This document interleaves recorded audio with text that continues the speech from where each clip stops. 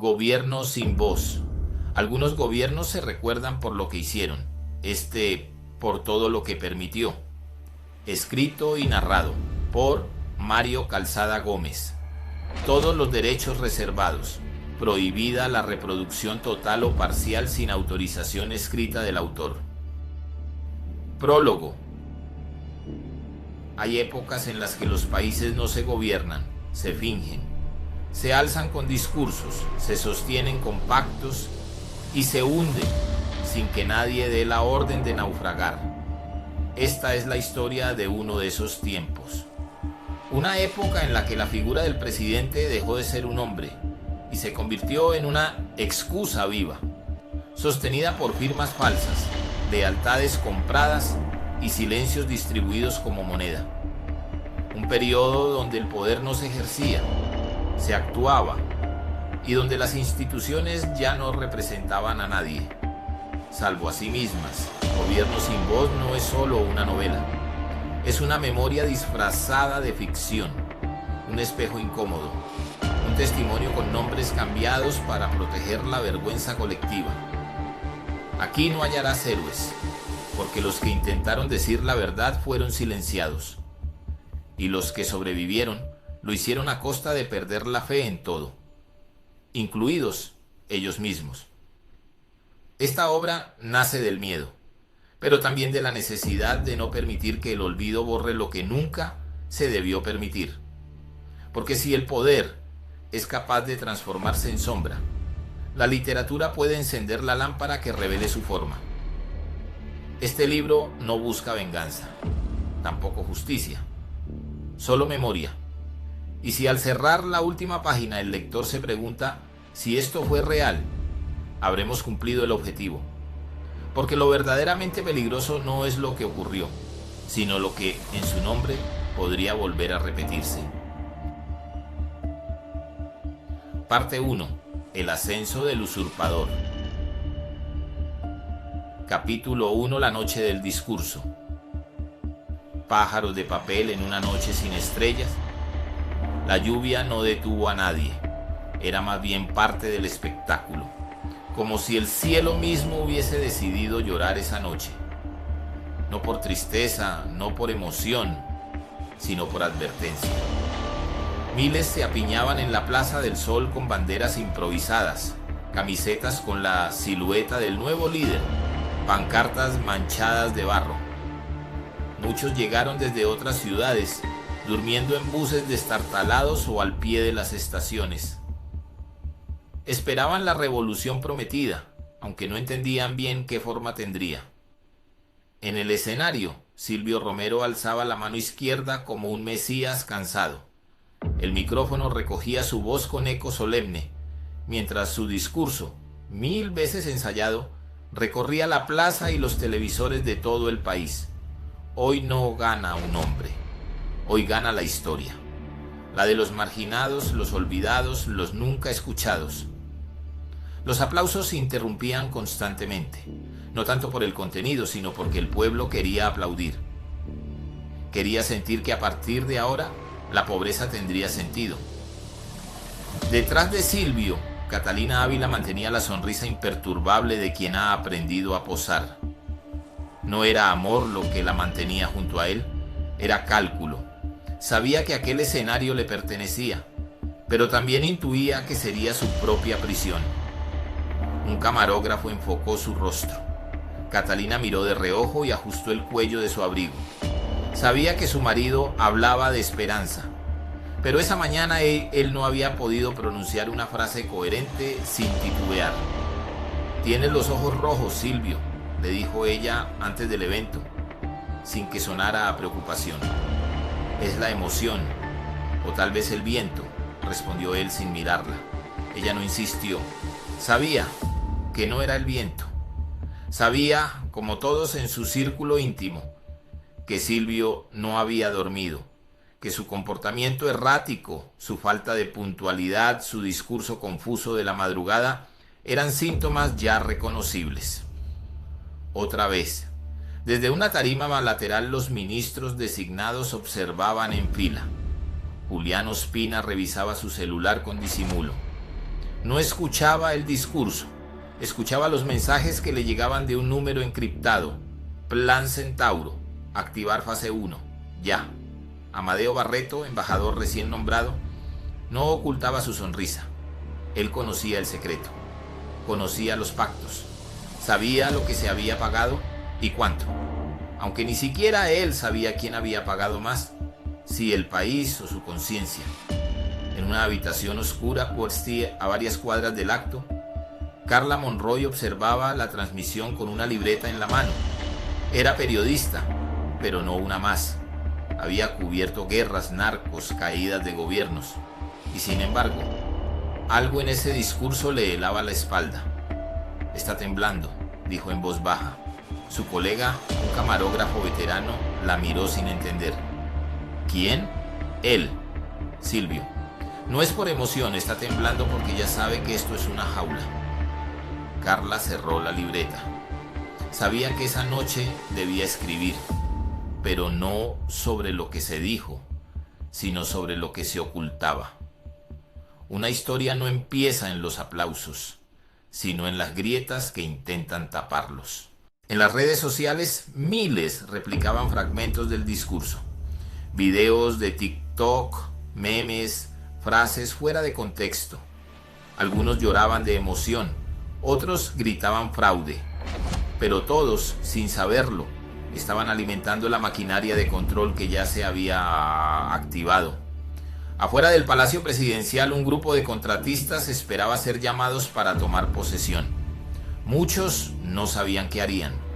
Solo sabían que habían entregado plata, favores, cuerpos para estar ahí. Querían cobrar. Dentro del despacho recién remodelado, Silvio se quitó la banda presidencial y la dejó caer sobre el sofá. Cerró los ojos. Respiró hondo. No dijo nada. Catalina entró sin golpear. Se detuvo frente a él. ¿Te sientes bien? Silencio. Si te vas a desmayar, por favor hazlo fuera de cámara, agregó con frialdad. Silvio abrió los ojos. No por ella, sino por una voz interna que le gritaba que debía fingir fortaleza, que ya no podía quebrarse. No te preocupes, el show apenas comienza, murmuró. Ella se sentó frente al espejo. Se quitó los aretes uno por uno. No tienes idea de lo que se viene, dijo sin mirarlo. Ya no puedes decir que no sabías. Ahora todo es tu culpa. Silvio no respondió. Se recostó en el sillón como un boxeador que ha ganado por abandono del rival. Mientras tanto, en el sótano del palacio, dos funcionarios del equipo de transición abrían la caja fuerte marcada como documentación confidencial, protocolo C. Dentro hallaron carpetas con anotaciones a mano, listas de nombres, cifras sin respaldo y una carta con el membrete de la UEN, fondos disponibles para alianzas estratégicas. Contactar al señor Lobo. Uno de ellos tragó saliva. ¿Esto es real? Demasiado, dijo el otro. Y no debe salir de aquí. Esa noche, en un motel al sur de la ciudad, el fiscal auxiliar Ramiro Fajardo recibía un sobre Manila. Lo abrió con las manos temblorosas. Dentro, fotografías de reuniones clandestinas entre congresistas y el director de la UEN. Dinero en efectivo. Maletas. Contratos sin firma. Le temblaron las manos. Buscó su celular. Marcó. Nadie respondió. Escribió un mensaje. Tengo algo que puede acabar con todo. Nunca llegó a enviarlo. Media hora después, el recepcionista del motel oyó un golpe sordo en la habitación 106. Entró. Ramiro estaba en el suelo. Un frasco vacío. Una nota ilegible. La policía cerró el caso como sobredosis accidental, pero alguien había borrado las cámaras de seguridad antes de que llegaran. A la mañana siguiente, la noticia ocupó el tercer lugar en los portales. La primera era: Silvio Romero promete justicia social desde el alma del pueblo. Carla Monroy vio la nota en su celular. No tragó saliva, no suspiró. Solo murmuró: acaba de comenzar. En los sótanos del Ministerio del Interior, Julián Ospina desplegaba sobre la mesa los mapas de las zonas con mayor presencia opositora. Las marcaba con color rojo. El plan era claro: presión mediática, intimidación administrativa y, si era necesario, intervención silenciosa. Amadeo Barreto lo observaba desde la puerta. Creí que esto comenzaría más lento. Julián no alzó la vista. El tiempo es nuestro enemigo. Silvio no es estable. Debemos consolidar rápido o todo se viene abajo. Amadeo encendió un cigarro. Estaba prohibido fumar ahí, pero ya nada era legal ni ilegal. Solo era funcional o estorboso. ¿Y si nos traiciona? Entonces que se hunda solo. Nosotros ya preparamos la salida. El cielo clareaba sin promesas. Las gotas cesaban poco a poco, como si la tormenta hubiese cumplido su cometido: limpiar la escena para el espectáculo del día siguiente. En el despacho presidencial, Silvio Romero dormía vestido, boca arriba, con la camisa arrugada y las botas sin quitar. Catalina lo miró desde la puerta con esa mezcla de lástima y cálculo que solo los que han amado y dejado de amar son capaces de sostener. No dijo nada. Cerró la puerta con cuidado, no por respeto, sino por estrategia. No podía permitirse otro escándalo en su primer amanecer como primera dama. Se dirigió a su propia habitación, la que había exigido separar desde la campaña. Por motivos de seguridad, había dicho. Nadie preguntó más. Mientras tanto, en un estudio improvisado en Chapinero, Carla Monroy redactaba en silencio. No había prisa. La historia debía cocinarse a fuego lento. Entre cafés fríos y cigarrillos a medias, ordenaba las piezas que ya tenía: los contratos opacos de la UEN, las fotos de congresistas en casas de recreo, las llamadas interceptadas por fuentes que jamás nombraría. Todo estaba ahí, disperso como un rompecabezas en plena madrugada. La voz de Silvio aún resonaba en las redes. El fragmento donde decía: nos entregamos al pueblo sin miedo, se repetía como mantra entre sus simpatizantes. Pero para Carla, ese nos era un plural que ocultaba demasiadas sombras. Sabía que no hablaba solo de él y sus ministros, sino de una red más profunda: asesores de la campaña, financiadores de fachada, pastores conversos al poder, militares en retiro con nuevas ambiciones. Uno de ellos precisamente desayunaba en el club militar a las 6 en punto.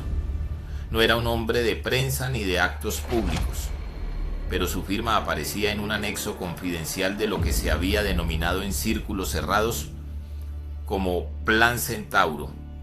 Era una estrategia de 3 fases: control territorial, reestructuración institucional y, si todo fallaba, disuasión por medio de la fuerza silenciosa. Él no lo llamaba golpe, sino contención preventiva. En el Congreso, los recién electos se reunían para las fotos, las entrevistas, las promesas de siempre. Algunos ya habían recibido llamadas desde el palacio. Otras, más sutiles, llegaban en forma de invitaciones a cenas privadas o viajes de reconocimiento. El poder no llegaba con discursos, llegaba con maletines y confidencias. Amadeo Barreto no dormía. Jamás dormía bien después de una victoria. En su habitación del hotel de lujo donde solía hospedarse con amantes rotativas, hacía anotaciones en un cuaderno de cuero. Su memoria era su peor enemiga, por eso escribía todo lo importante. Lo sabía, tarde o temprano, todo estalla, y él necesitaba recordar quién debía favores a quién.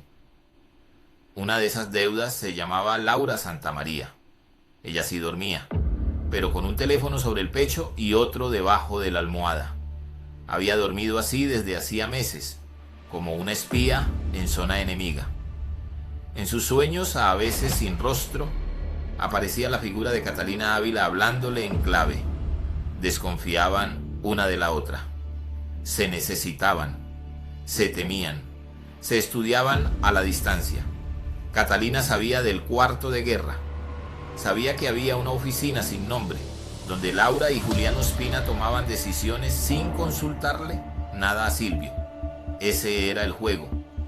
Nadie confiaba en el presidente. Solo le obedecían mientras fuera útil, pero ella también guardaba secretos, audios, correos y un viejo diario en el que desde hacía años registraba los desvaríos, excesos y vacíos de su marido.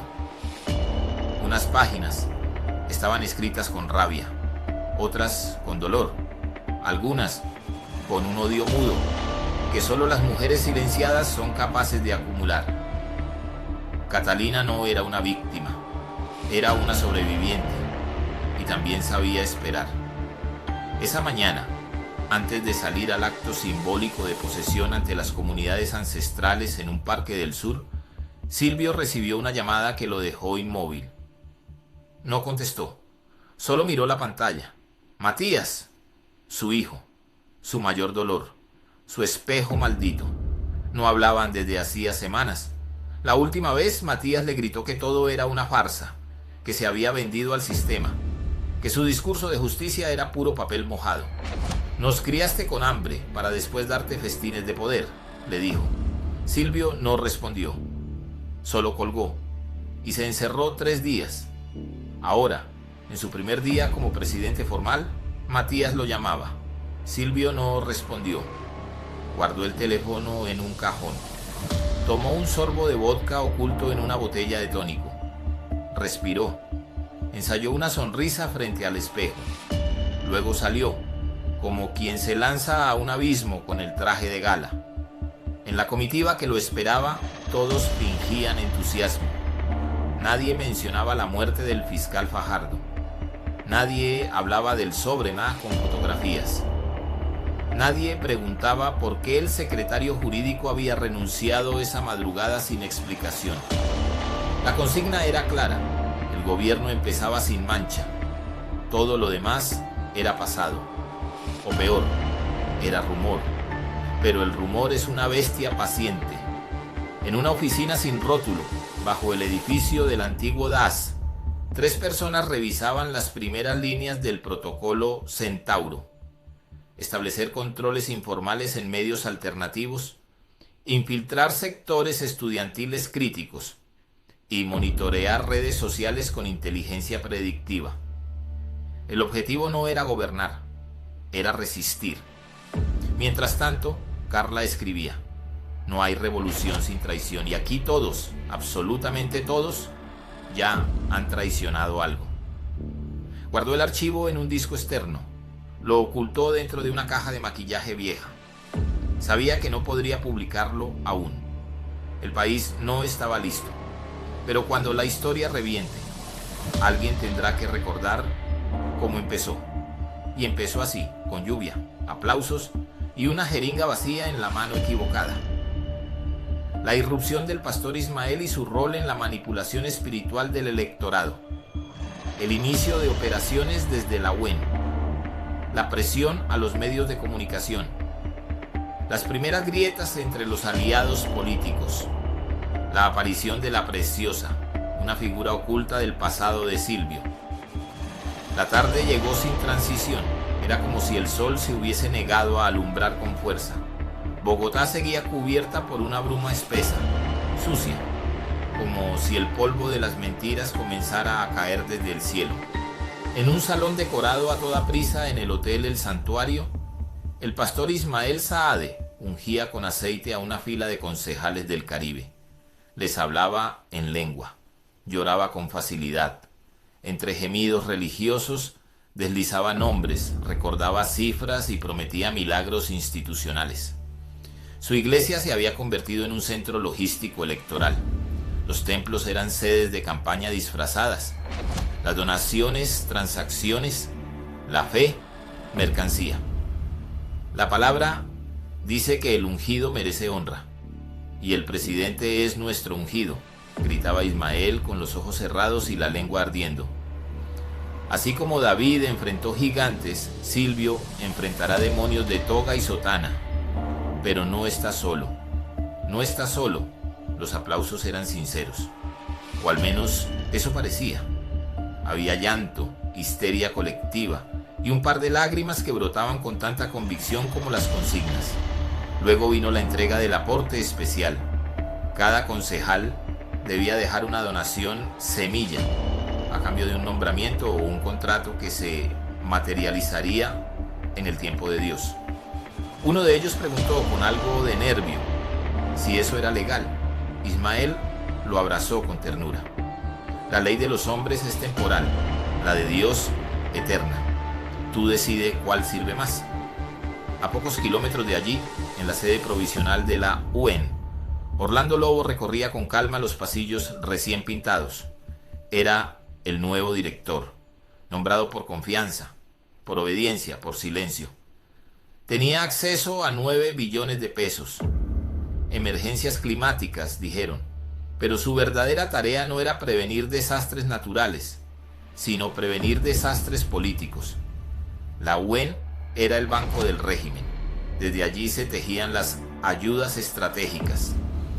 Ya había comenzado el alistamiento, licitaciones simuladas, contratos dirigidos, fundaciones pantalla. Una red diseñada para nutrir a los congresistas que dudaban, a los periodistas que preguntaban demasiado y a los pastores que multiplicaban votos con la Biblia en una mano y la planilla de contratación en la otra. Orlando recibía mensajes codificados desde la presidencia. ¿Qué municipios se pueden apaciguar esta semana? ¿Cuánto costaría el silencio de 2 medios regionales? ¿Puedes generar una emergencia leve para desviar fondos? Todo era posible, todo era ejecutable. Pero esa tarde, una llamada lo sacó de su centro. Una voz distorsionada, sin saludo, sin amenaza directa. Solo una frase. Ya sabemos lo del lote en Suezca. Y el nombre del pastor que lo firmó. Colgó, sudaba, llamó a su secretaria, le pidió revisar todo, quemar papeles si era necesario, limpiar correos. El juego había empezado y las reglas ya no existían. En el palacio, mientras tanto, Silvio sostenía una reunión con medios alternativos. Quería hablar con los medios del pueblo, no con los empresariales. El salón estaba decorado con banderas indígenas y cuadros revolucionarios. El discurso fue difuso, entre poético y paranoico. No me miren como presidente, mírenme como hermano, como el que sabe lo que es tener hambre. Yo soy ustedes, y ustedes son la voz que no pueden callar. La reunión parecía un acto de fe, hasta que un joven periodista de una emisora comunitaria preguntó, con timidez, por la designación de ciertos funcionarios que antes habían sido parte de gobiernos cuestionados. Silvio guardó silencio, luego rió. Una risa breve, seca, que no llegó a los ojos. A veces hay que usar la madera vieja para encender la nueva hoguera. Lo importante no es de dónde vienen, sino hacia dónde van conmigo. La respuesta fue reproducida como frase emblemática. Pero en la grabación completa que no se emitió, Silvio agregó una frase que hizo dudar a todos. Y si alguno se desvía, pues lo apagamos, como una vela. Al salir de la reunión, 2 hombres vestidos de civil abordaron al joven periodista. Le dijeron que su pasaporte tenía inconsistencias, que debía presentarse en migración. Él no había viajado nunca, no entendía. No le dieron más explicaciones. Esa noche desapareció por 48 horas. Cuando volvió, renunció al medio. No habló con nadie. Solo publicó una nota en redes. Me equivoqué. El presidente es un hombre bueno. No hagan caso de rumores. En su archivo de mensajes, la periodista Carla Monroy anotó: primer caso confirmado de presión directa a medios no alineados. Y ni siquiera ha pasado una semana. En el mismo archivo, una nueva pista. La Preciosa ha sido vista en Bogotá. Carla se detuvo. El apodo la descolocó. No lo oía desde la campaña. La Preciosa era una figura de culto, un rumor incontrolable. Una mujer transgénero que había tenido una relación íntima con Silvio durante años, mucho antes de su ascenso. Desapareció misteriosamente en la segunda vuelta. Algunos decían que fue enviada al exterior. Otros que había muerto. Nadie tenía pruebas. Solo historias. Ahora regresaba. Carla pidió ayuda a una fuente de la fiscalía. Le mandó un expediente sellado, caso heliotropo. Al abrirlo, una sola foto. Silvio en una cabaña del Meta, con una figura femenina a su lado.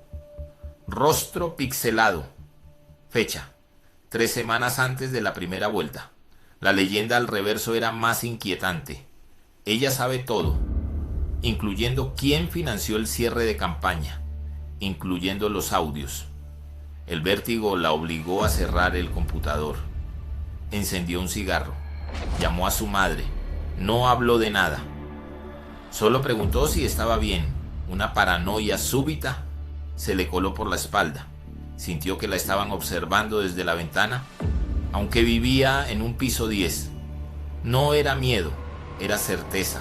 La tercera noche del nuevo gobierno caía con un silencio extraño, como si el país contuviera el aliento, como si algo en alguna parte estuviera por estallar. Y alguien, en la sombra, ya había escrito el guión de lo que estaba por ocurrir. Matías Rojas vuelve con pruebas explosivas. La fiscalía intenta archivar una investigación. Catalina recibe una carta anónima que reaviva viejas heridas. Silvio enfrenta un episodio de inestabilidad. Carla sigue un rastro que la pone en peligro. El viento golpeaba las ventanas del apartamento donde Matías Rojas había decidido encerrarse. No era miedo lo que lo mantenía allí, sino estrategia. Sabía que hablar demasiado temprano podía convertirlo en objetivo. Pero callar demasiado lo haría cómplice. Desde el ventanal observaba la ciudad como si ya no le perteneciera. Era un Rojas, sí, pero también un Romero, hijo del hombre más poderoso del país y del más cobarde, según él. No le había contestado la llamada, no le sorprendía. Silvio evitaba todo lo que no podía controlar, especialmente a su hijo, especialmente sus verdades. Sobre la mesa, una memoria USB, una libreta de notas y 3 sobres Manila, uno con logos oficiales de una fundación cristiana, otro con contratos en copia simple de la UN. El último, el más grueso, tenía grabaciones en audio, voces, algunas nítidas, otras grabadas desde teléfonos ocultos, entre ellas la suya, la de su padre y la de un hombre que identificó de inmediato: Amadeo Barreto. Reprodujo un fragmento. Eso hay que moverlo en efectivo, hermano. No se puede bancarizar. Silvio ya dio la orden, pero hay que protegerlo de sí mismo. Está muy expuesto. Matías cerró los ojos. El audio era claro. La voz, inconfundible. Era solo uno de los muchos archivos que había recibido semanas atrás de un informante anónimo. Nunca supo por qué lo eligieron a él, pero entendió que de alguna forma era el único que podía destruir a su padre sin que eso pareciera una traición, porque ya lo había traicionado antes. Esa noche redactó un correo con destinatario cifrado. Lo tituló «Solo si me pasa algo» y lo programó para enviarse automáticamente si no ingresaba la clave cada 72 horas. No era paranoia, era prevención.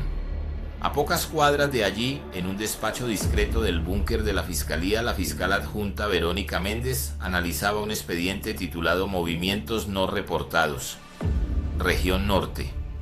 Había sido abierto tras una denuncia anónima, pero ahora el fiscal general en persona le había pedido desistir por falta de mérito. Ella no lo entendía. Las pruebas eran abrumadoras. Giros cruzados, triangulación de contratos, transferencias a cuentas en Panamá. Sin embargo, le advirtieron que seguir con la investigación podía poner en riesgo la estabilidad institucional. Verónica no era tonta ni valiente, pero sí meticulosa. Antes de archivar, escaneó todo, guardó una copia y la envió, sin firma, a un buzón de prensa del portal de Carla Monroy. A las 2:46 de la mañana, Carla recibió el correo. El remitente era Ánfora 22. No decía nada, solo el archivo adjunto. Desvíos-presunto-2022.zip. Lo abrió. Al mismo tiempo, Catalina Ávila caminaba descalza por el salón privado de la residencia presidencial. No podía dormir. Revisaba una carta que había llegado sin remitente, sellada con un papel beige, sin marcas. La carta estaba escrita a mano. No había insultos, no había amenazas, solo una frase. No es la adicción lo que lo domina, es el vacío, y tú también lo alimentas. Catalina cerró los ojos. Era un mensaje envenenado, pero certero. Guardó la carta en un cajón. Volvió a revisar su diario. En la página de aquel día escribió: hoy comenzó el desfile de los espectros. Silvio se ahoga en su reflejo. Yo solo vigilo que no arrastre conmigo al país entero. Minutos después escuchó gritos. Corrió hacia el cuarto de Silvio. Lo encontró de rodillas, sin camisa, repitiendo palabras sin sentido. Lloraba, reía, se golpeaba el pecho. No los escucho, no los escucho. Déjenme en paz. Catalina llamó a seguridad. Ordenó silencio. Nada debía salir de esa habitación. Ordenó sedantes. Se quedó allí, de pie, viéndolo consumirse en sus alucinaciones. No por compasión, por deber. Silvio temblaba. Murmuraba nombres, algunos conocidos, otros oscuros. Uno, en especial, le heló la sangre. Preciosa, no hables. Por favor, no hables. Catalina entendió que ese nombre no era un fantasma, era alguien vivo, y muy cerca. Al amanecer, Carla tomó un taxi hasta una dirección anotada en uno de los archivos, un conjunto residencial a las afueras de Bogotá. Tocó a una puerta. Nadie respondió. Pero al pie de la entrada, entre la maleza, encontró un paquete envuelto en periódico. Dentro, un celular de prepago y una nota. Ella quiere hablar, pero solo una vez, y tú debes venir sola. La nota incluía una hora, un lugar, el viejo Teatro Variedades, cerrado desde hacía años. Carla respiró hondo. Sabía que ese tipo de invitaciones no traían regreso, pero también sabía que si alguien podía romper el pacto del silencio, era la que conocía todos los cuerpos, todos los nombres y todas las deudas del poder. Y esa era, sin duda, la Preciosa. El Teatro Variedades, alguna vez centro cultural de la bohemia bogotana, yacía como un cadáver con las puertas abiertas de par en par, ladrillos agrietados, techos a medio caer, columnas cubiertas de musgo y telones que aún colgaban como fantasmas de una época que no volvería. Allí entró Carla Monroy, con la grabadora en el bolso y el miedo bien escondido bajo la piel. El silencio era espeso. Solo se oía el crujido de la madera al avanzar sobre el escenario. En el centro, sentada sobre un sillón desvencijado, estaba ella, la Preciosa, envuelta en un abrigo rojo sangre, gafas oscuras, piernas cruzadas y una calma que daba más miedo que cualquier amenaza. Te ves como si estuvieras lista para matarme, dijo Carla. Y tú para escribir la crónica de tu propia desaparición, respondió la Preciosa sin sonreír. Se hizo un silencio, largo, el suficiente para que Carla notara que había cámaras antiguas apuntando desde los rincones. No sabía si grababan o si estaban ahí solo como advertencia. ¿Por qué yo?, preguntó finalmente. Porque tú no estás buscando justicia, respondió ella. Estás buscando la verdad, aunque duela. Aunque no le sirva a nadie, Carla asintió. No se molestó en grabar, solo sacó su libreta. Dime lo que nadie ha querido decir. La Preciosa la miró por encima de las gafas. Tenía los ojos grises, de esos que han visto demasiado. Todo comenzó en la costa, mucho antes de la segunda vuelta. Hubo una reunión. Él, Amadeo, 2 pastores, un empresario del juego y una senadora que ya está muerta. El trato era simple. Ellos ponían la plata, nosotros la maquinaria. A cambio, contratos, embajadas y silencio. Sobre mí. Carla no parpadeó. Tomaba nota con una calma tensa. ¿Y tú qué ponías? Lealtad, sexo, información.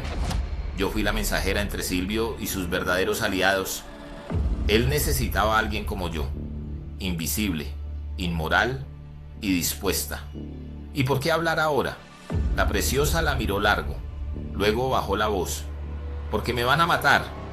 Ya lo intentaron. Me envenenaron en México, me persiguieron en Lima. Esto no es por venganza, es por redención. Él no es lo que aparenta. Está enfermo, del cuerpo y del alma, y va a arrastrar al país con él. Carla dudó. ¿Qué sabes que pueda cambiarlo todo? La Preciosa sacó un sobre, lo colocó sobre una caja de madera. Aquí está el pacto original, la versión que no firmó Silvio, sino Julián y Barreto. Él nunca supo exactamente a qué se comprometieron en su nombre. ¿Y por qué lo permitirían? Porque Silvio estaba incapacitado, drogado, en uno de sus delirios. Firmó cosas sin leer, autorizó con la huella, no estaba apto. Ellos gobernaban por él desde antes de ganar. Carla sintió un vértigo súbito. El país había elegido a un símbolo, pero el poder real lo tenían otros.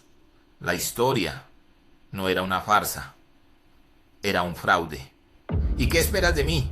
Que lo publiques cuando muera, no antes, porque antes nadie te va a creer y después ya no podrán callarte. ¿Estás segura de que morirás? La Preciosa encendió un cigarrillo. Ya estoy muerta. Solo estoy esperando que escriban mi epitafio. Carla guardó el sobre. Se fue sin mirar atrás. 2 días después, en una sesión informal del Consejo de Seguridad, Julián Ospina se inclinó hacia Laura Santamaría con un gesto contenido. Tenemos un problema. ¿Matías? No, peor. La Preciosa reapareció. Laura no reaccionó, solo asintió. Luego marcó un número en su celular. Una voz contestó. Laura no dijo su nombre. Solo una palabra. Activen. Esa noche, en una carretera sin nombre a las afueras de Zipaquirá, un cuerpo fue encontrado calcinado dentro de un vehículo abandonado. No tenía documentos, solo un trozo de tela roja, chamuscado, junto al asiento del copiloto.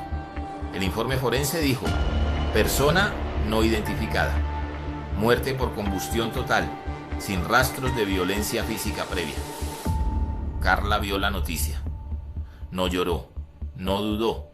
Guardó el sobre en una caja de seguridad. Le cambió el nombre. Testamento de una sombra. Al día siguiente, Silvio Romero inauguró su primera reforma social en una vereda campesina. Sonreía, saludaba a niños, prometía justicia climática, pero entre frase y frase, su mirada se nublaba. Hablaba con dificultad, sudaba sin razón, y al final del discurso murmuró para sí mismo: yo no firmé eso y nadie lo escuchó. O tal vez sí. Desde una banca lejana, una mujer encapuchada lo observaba en silencio. En sus manos una libreta, en sus ojos una cicatriz vertical y en su bolso una copia exacta del pacto original. Porque la historia nunca se borra, solo cambia de narrador. Y el silencio